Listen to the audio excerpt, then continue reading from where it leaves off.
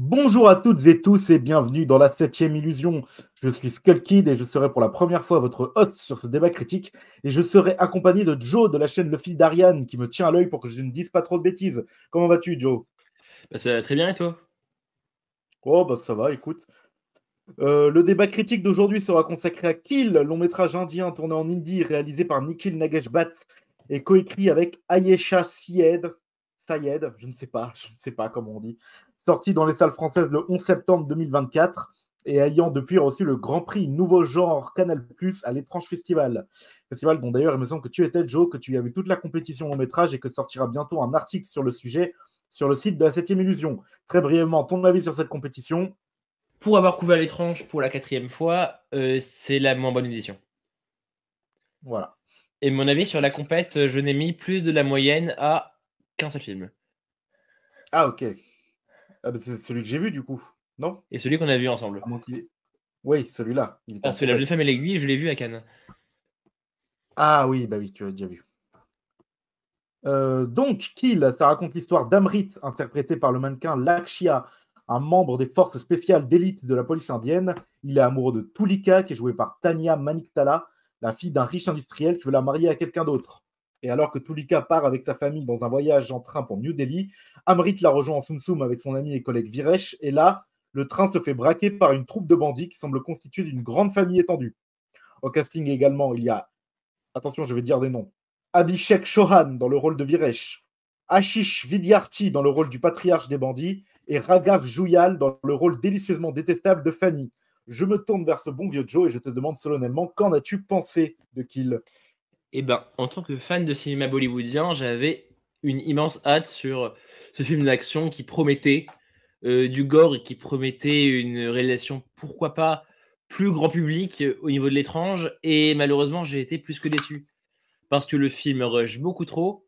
Ben, à l'image de son train, on aurait bien aimé voyager avec eux 3 heures, mais c'est un condensé de 1h30 qui est beaucoup trop coupé, beaucoup trop surcuté, et surtout, on n'y comprend absolument rien. La caméra et le montage sont tellement énergiques qu'on ne sait plus exactement où nous sommes dans le train selon les séquences, et les personnages ne sont que creux. Le film se résume à être un bête défouloir, alors qu'il aurait pu être beaucoup plus que ça. D'accord, je ne suis pas tout à fait d'accord avec ça, notamment sur la lisibilité. Ce film a été vendu comme, on peut se l'imaginer à l'heure actuelle, comme on vend les films d'action, c'est-à-dire John Wick, mais dans un train, mais en Inde. Je ne suis pas tout à fait d'accord avec la comparaison, quoique il y a des points communs. Alors moi, c'est le premier long métrage indien que je regarde de ma vie, il me semble. Donc toi, il me semble que tu es un peu plus connaisseur du cinéma bollywoodien, parce que c'est Bollywood, c'est en hindi. Est-ce que tout ça ne serait pas à vocation de vendre le film en Occident? Parce que c'est un Et film j'en ai bien l'impression. indien qui sort très bien. Et il a la particularité de durer 1h48, de ne pas avoir de pas avoir de scènes chantées, en fait. Qu'au final, est-ce que ce serait pas là l'occidentalisation du cinéma de Bollywood? Ben, j'en ai bien peur et ça me fait mal de le dire, mais pour moi, le réalisateur ici ne veut pas faire de film bollywoodien et décide de nous servir un sous-film américain, un sous-film de David Leitch pour agrandir le public et pourquoi pas les ramener vers du vrai cinéma bollywoodien après. Mais cette méthode de TikTokisation du cinéma m'agace beaucoup plus actuellement. Parce qu'actuellement, tous les films que j'ai l'impression qui sortent sont beaucoup trop hachés et beaucoup trop compressés pour ne garder que des séquences d'action et non plus une seule séquence de repos pour essayer de réveiller son spectateur. J'ai l'impression de voir quelqu'un qui nous agite un trousseau de clés durant 1h48 sans faire grand chose. Et puis, sa fausse radicalité au milieu du film est énervante. Ok, bah moi je vais défendre le point de vue contraire, je vais être l'avocat de la défense sur ce débat critique. En fait, le film commence pendant une demi-heure, on ne sait pas trop où il va. On nous iconise un héros flic badass, mais en même temps beau et tout. Et il y a une histoire d'amour. Et au bout d'une demi-heure, je trouve qu'il y a un tournant.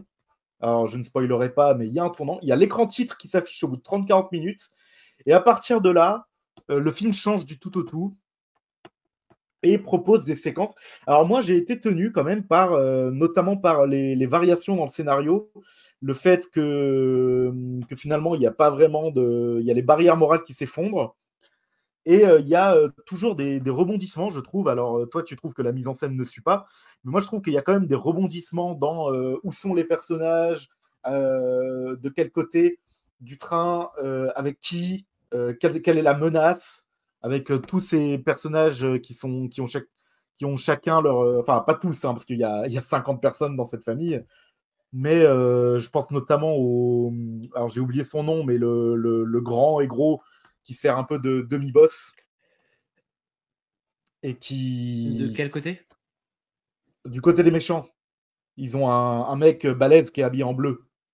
Donc, par exemple, il y a Benny qui sert de demi-boss, il y a les différents patriarches, puisqu'ils sont tous frères ou cousins. Et ça crée une tension. Et moi, je trouve qu'il y a suffisamment de variations scénaristiques assez subtiles pour tenir en haleine pendant 1h40. Après, je vois difficilement comment le film aurait pu durer 3 heures, comme tu le dis.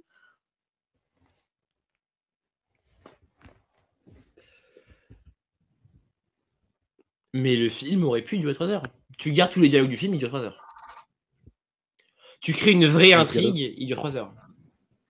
Mais je pense pas que le film ait besoin d'une vraie intrigue, en vrai. Je pense pas que le film ait besoin d'être plus complexe que ce qu'il n'est, à savoir de la bagarre dans un train pendant 1h30. Et je trouve que quand même, il y a un renversement des valeurs assez efficace au cours du film entre le gentil flic qui devient une machine à tuer et le côté, comment dire, la représentation familiale, traditionnelle indienne, qui est où le père de Tulika, qui est un riche magnat industriel qui veut la marier de force. Donc moi, je trouve qu'il y a suffisamment de variations dans le scénario pour être tenant de bout en bout. Je trouve qu'il y a quand même un renversement des valeurs assez efficace, dans le sens, d'un côté, il y a le gentil flic qui devient une machine à tuer, et de l'autre, il y a des représentations familiales traditionnelles de bons patriarches comme le magnat de l'industrie qui veut marier sa fille de force, et de l'autre côté, les bandits qui sont une grosse famille, comme on l'a dit, mais qui n'ont aucun scrupule à massacrer quiconque ne fait pas partie de leur clan. Je trouve qu'il y a un renversement des valeurs qui dit quelque chose d'assez intéressant. Et je trouve aussi que les bagarres racontent quelque chose des personnages, et ça, c'est ce qui fait la force d'un vrai film d'action. Mais vas-y, du coup, je vais te lancer là-dessus. Pour toi, qu'est-ce qu'elle raconte? Qu'est-ce qu'elle... Bah non, mais je veux dire, elle raconte narrativement, dans le sens, on sent les enjeux entre les personnages, de chaque personnage. Et pour ce qui est du thème plus global, je pense qu'il y a un renversement des valeurs, comme je l'ai exprimé plus tôt. Et ça n'est pas déployé dans tout le film. Mais je pense qu'il y a suffisamment il y a un réseau de personnages suffisamment développé pour nous tenir en haleine tout du long, jusqu'à la fin. Et d'ailleurs, il faut parler de ce personnage de Fanny, qui est vraiment un méchant comme je les aime, quoi. Comme je peux aimer dans Art le Clown, ou voilà, des personnages délicieusement retors et malicieux et des sacs à merde, mais qui pour autant ont suffisamment de charisme pour tenir les scènes dans lesquelles il apparaît. Et d'ailleurs, il ne se bat pas comme les autres, il se bat de manière tellement fourbe que sa manière de se battre en elle-même en parle du personnage, contrairement par exemple à son cousin dont on a déjà parlé, Benny, qui lui est une grosse force de la nature qui se contente de donner des grosses patates de forain. Lui, Fanny, il est mesquin, il se planque, il utilise des éléments du décor pour déstabiliser son adversaire. Et je trouve que leur manière de se battre, eh ben, elles sont suffisamment différentes et elles parlent de chaque personnage. Ben, c'est là où je suis relancé. Pour moi, tu parles d'un renversement moral. Ben, je le vois aussi dans un renversement cinématographique. Parce que la scène de l'écran titre, je la trouve mais débile. Le film aurait pu s'arrêter là. Il aurait été un court-métrage assez irrévérencieux, potentiellement violent et gore, qui aurait marché. Tu le renverses ici, tu renverses les codes et personnellement, je ne suis plus d'aucun côté. Et pour citer le film, je n'ai tué que 3 personnes de ta famille, tu as tué tout mon gang. à partir de quel moment c'est acceptable? Oui, bah c'est déjà Surtout quand on essaie important. de tuer 3 bourgeois. Mais le film Oui, alors force là, à vouloir être du côté des puissants et c'est franchement irrévérencieux. Même pas, c'est immoral dans un film d'action, d'un film populaire de se placer du côté des puissants et de vouloir oui. obliger son spectateur à suivre les puissants durant 2 heures, quasiment. Mais je ne sais pas si enfin, Hamrit, c'est pas spécialement impuissant. Enfin, c'est impuissant dans le sens, c'est un flic, mais C'est un on le voit commando. jamais vraiment être flic. Oui, c'est Hamrit, un c'est pas un commando, flic. mais C'est un commando il d'armée devient un, il qui devient défend qui une défend machine le à tuer. milliardaire qui possède les trains. Ouais, enfin, là, Alors qu'il lui a fait du mal. Alors il défend une qu'il le figure, condamne dès le début à ne plus voir sa fille. ouais, enfin, il défend une figure patriarcale, enfin, de patriarche autoritaire contre une autre figure de patriarche autoritaire, Et je même trouve. le Et deuxième patriarche puis d'ailleurs, autoritaire la n'est pas première légitime. demi-heure, moi, pardon, quoi, tu disais? Ce patriarche autoritaire, du coup, chef du gang qui infiltre le train, n'est pas développé. Oui. On ne sait pas ses motivations. Le film Mmh, aurait pu non. être plus qu'un renversement moral, il aurait pu situer l'establishment de l'Inde représenté par ce patron de FTN avec des rebelles politiques. Mais non, on ne connaît rien et on ne connaîtra rien de ces tueurs-là. Ah! Je vois ce que tu veux dire. Peut-être que le film s'est fait, phagocyter par son tentative de simplicité. Peut-être aussi que c'était plus simple de le vendre, notamment, aux producteurs en vendant ça comme juste bagarre dans un train. Mais je vois ce que tu veux dire, il aurait pu développer le côté, politique du de la confrontation entre ces deux. Mais ça, c'est quelque chose. Alors, je suis pas un spécialiste, hein, comme je t'ai dit, c'est le premier long métrage indien que je vois. Mais de ce que j'ai compris, à Bollywood, en ce moment, il y a un certain côté tendancieux à la représentation un peu nationaliste. Voire, bon, encore, les méchants viennent de l'intérieur. Ce sont des Indiens, ce ne sont pas des Pakistanais ou je sais pas quoi. C'est une menace intérieure. Mais Mais quand même, il y a un côté un peu. Oui, il y a du coup un repli, oui, nationaliste sur le film. RRR est un grand film, mais c'est un film nationaliste. oui. Comme je te parlais d'un Léo où, oui, il va y avoir de l'action, il va y avoir du thriller, mais ici, on parle d'un vol d'élection. On parle d'eux, pardon? Il y a une des grands tropes du cinéma bollywoodien, ça restera aussi le repli électoral aussi, Oui. qui sera défendu. Mais là, il n'y a aucun parti dans Kill. Bah, je sais pas, parce que quand même, les méchants, c'est, une famille indienne, traditionnelle, quoi. Et donc du coup, est-ce que ça serait pas, une subversion, alors évidemment, c'est pas, Orange Mécanique, quoi, mais, c'est la subversion à l'échelle de ce que peut faire Nikhil Nageshat, à sa petite échelle. Lui qui a réalisé, 2 web-séries à tout casser et quelques longs métrages, qui n'ont pas fait un grand succès. Oui, évidemment, Peut-être chacun un 1er pas. a ses volontés de réalisation, mais le cinéma est politique. Oui. Et si en voulant tellement faire américain, il échoue. Mmh. Ses Ouais, mais racines je indiennes, sais ça pas. restera, comme tu le dis. Et je l'avais pas vu dans mon premier visionnage. Cette menace qui vient de l'intérieur, qui est intéressante à traiter forcément, mais en ne traitant la menace que par l'action et par la tuerie, et le reste des habitants du train comme justement témoins, ou alors forcément en les obligeant de prendre parti quasiment pour quelqu'un qu'ils ne connaissent pas, c'est assez rédhibitoire. Alors, je te propose qu'on rentre en zone spoiler parce que jusque-là, je crois qu'on n'a pas vraiment spoilé. On a juste dit que le grand titre est arrivé au bout de 30 minutes. Donc, si vous n'avez pas vu le film et que vous voulez découvrir les éléments de l'intrigue, même si, bon, c'est pas spécialement le plus important, bah, quittez cette vidéo et abonnez-vous. On entre en zone spoiler.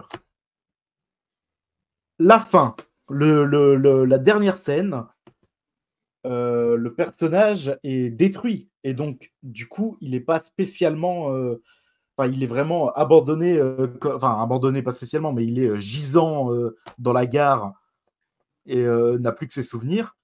je trouve qu'il y a vraiment un témoin d'une certaine perte de repère que pourrait avoir un spectateur indien dans le climat actuel. Ah, mais c'est pas une perte de repère pour moi, c'est clairement qu'il est mort. Le personnage est Oui, mort et on te le dit. pareil. T'as Tulika qui est du coup, on parle d'un écran titre, sa copine meurt et se fait Sa violer copine meurt. quasiment dans le train à Elle la se fait pas moitié du violer. film. C'est clairement Elle se fait pas montré. vraiment violer. Ah C'est bon? c'est une métaphore, mais le personnage qui surgit par Oui, derrière elle, la et poignarde par derrière, qui la c'est une métaphore du poignarde. viol. Oui, oui, bien sûr, mais il n'y a Par pas derrière, c'est une métaphore du viol en la de- plaquant contre la vitre en la faisant hurler. Oui, mais c'est juste pour dire aux gens qui écoutent, qui n'auraient pas vu le film, il n'y a pas de scène de viol Non, non, tout est montré, graphique. mais par métaphore. Oui, oui, voilà. Et la jette par-dessus le train. Et à la Oui, fin, c'est son fantôme qui revient rechercher son mari. oui. On est à 2 doigts de partir de Les 9 lunettes de Tim Burton pour la suite. Mais c'est une fin facile. Ouais, là, pour le coup, je suis d'accord. C'est vrai que la fin est un peu en queue de C'est poisson. cliché. Après Ah, un cliché, oui. film où le personnage est immortel, revient d'entre les morts pour tuer tout un gang, alors qu'il est bien amoché, le faire mourir au milieu d'une gare avec le fantôme de sa copine, c'est too much.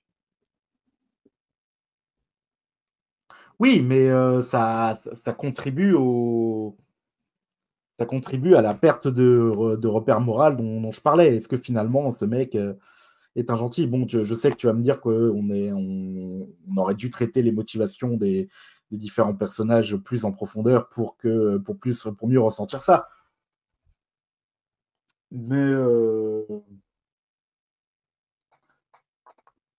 Mais il y a quand même un renversement de l'iconisation, je trouve, qui est pas extrêmement subversif, mais qui est ce que un petit cinéaste bollywoodien peut faire à son échelle dans le climat actuel. Dans le climat Mais si où tu veux, le cinéma est un peu, l'industrie est un peu phagocytée par l'extrême droite, disons-le. on va être d'accord là-dessus, mais l'iconisation qui traite m'intéresse d'autant plus quand elle est racontée par les dialogues. Les faibles dialogues du film, on te montre que l'iconisation actuellement des jeunes en Inde part vers l'Occident. C'est un peu Je vais vrai, te ouais. parler, quand il tue le cousin de Tulika, Quand il tue le cousin de... Oui, oui, oui, oui. Ou le garde du corps, oui, on sait pas trop, oui. qui s'appelle Ronaldo.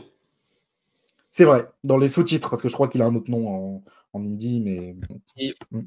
ça serait d'autant plus intéressant que du coup, l'icône de la jeunesse ici est représentée par les médias. Et non plus Oui, directement la religion comme beaucoup de films. oui. Et que Oui, le tueur ne dit qu'il regrette son acte parce que tuer Ronaldo, c'est tuer une icône. Ah oui, c'est vrai, il dit ça. Et moi, je pense qu'il dit ça juste pour se foutre de la gueule du... Mais oui, je vois ce que tu veux dire, oui. Et que on est dans le wagon du sport actuellement. Ou alors le wagon du sport, c'est juste après. Et pour moi, ils ont des maillots de Manchester United. Ouais, ils ont des bombers aussi, les jeunes, notamment celui qui essaie d'intervenir, ils ont des espèces de bombers un peu américains, oui. Et d'ailleurs, Mais toute cette occidentalisation du film débouche en... Il y a déjà des pourparlers pour un remake en anglais. ah, vraiment? Ah oui, je te jure, je suis dégoûté, D'accord, donc mais oui, on je en crois est que c'est les de gens faire un de remake John Wick. plus que caché de Bullet Train et maintenant refaire un autre remake. Bah ouais, écoute, par les Mais gens qui l'industrie, ont c'est fait un John peu Wick comme en Kill, plus, c'est le serpent qui se mord la queue. Et c'est à force de vouloir faire des remakes de plus en plus simples, on finit par se perdre. ouais. Après, est-ce que la simplicité narrative, c'est pas une qualité de temps en temps? Je suis pas dans l'école de, il faut absolument que ce soit le plus simple possible, comme on peut enseigner dans certaines écoles de scénario. Mais parfois, un film simple, enfin, une intrigue simple peut être efficace. On pense à John Carpenter, on pense à Mad Max, tout ça. Mais on s'éloigne un Faut peu pas confondre le du simple et le véhicule. simplisme. Mm. Tu parles de George Miller qui revient aux bases du cinéma et qui, dans tout son Oui, cinéma, raconte par la mise en scène. qu'il ne raconte pas par la mise en scène. Il raconte par le synopsis. Ouais. Alors moi, je trouve qu'il raconte des trucs par l'iconisation. Et puis, il faut quand même dire aussi que d'un point de vue purement matériel, il y a quand même une très belle photographie et Je vais être d'accord des avec toi, je acteurs trouve vraiment bien. que je trouve l'intro magnifique. Et je trouve que dans le train, ça se perd. Bah, je sais pas, il y a un côté film moi je pense à cette scène où les bandits traversent un wagon où il y a, où il y a une mise en scène macabre des cadavres de leurs cousins qui ont été tués par Amrit tout du long du film. Je trouve qu'il y a quelque chose d'un peu expressionniste, hein, pour sortir les grands mots, quelque chose d'un peu irréel, lumineux, dans les couleurs de la lumière et tout. Je trouve que ça fonctionne plutôt bien. Et je trouve que peut-être le directeur de la photographie a une belle carrière devant lui. Je ne sais pas ce qu'il en sera pour Nikhil Nagashbat, mais au moins, il nous donnera ça. Moi, je pense pas que le film soit très abouti, mais tout de même, j'ai hâte de voir la suite de la carrière des gens impliqués quand même. Je ne sais pas ce que tu en penses, toi, Joe. Et ben moi, je pense que je les ai déjà vus avant, en fait. Ah, Parce que les acteurs sont des acteurs connus. ouais, enfin de série, hein. Je crois que Lakshya, c'est son premier rôle au cinéma. Oui, mais je parle plutôt Oui, des bandits et de tous les personnages secondaires oui, du film. oui, Sont des oui. visages plutôt connus de série B et ils ne s'arrêteront pas sur Kill, ils vont continuer après leur parcours. Oui, Le personnage de Fanny, je l'avais déjà vu avant. ouais. Et le directeur de la photo, j'espère qu'il continuera, même quasiment hors de l'ordre, parce qu'il mérite. Oui. Bien que pour parler de méritocratie, on aurait parlé de Kaizen. Ne relance pas le débat. Mais oui, c'est un film qui n'est pas abouti. C'est un film qui aurait mérité de l'être beaucoup plus.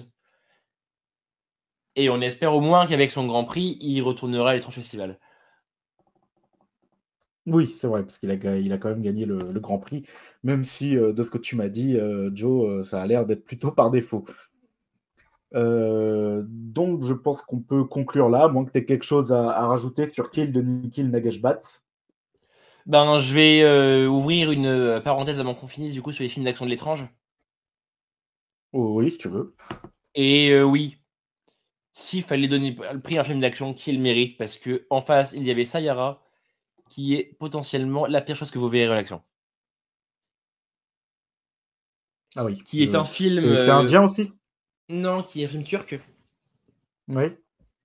Où le réalisateur a voulu s'inspirer du Jiu-Jitsu pour faire son film, mais il oublie que le Jiu-Jitsu, ce n'est que des prises à terre. Et du coup, voir des personnages se rouler par terre durant 2 heures, avant de se mettre des gros coups de ciseaux à bois, le concept est fumé d'avance. Et Ouais.